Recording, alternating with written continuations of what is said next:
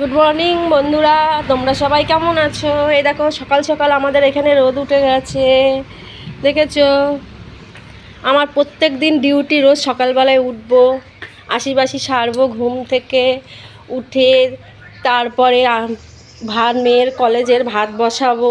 প্রত্যেক দিন তোমাদেরকে একই কথা বলতে হয়, বুঝেছো? তোমরা সকালে কে কী করো বন্ধুরা কমেন্টে জানিও তো। এখন রাখছি, পরের ভিডিওতে আবার আসবো। এই দেখো ভাত, আলু সেদ্ধ ভাত, ঘি দিয়ে খেয়ে যাবে।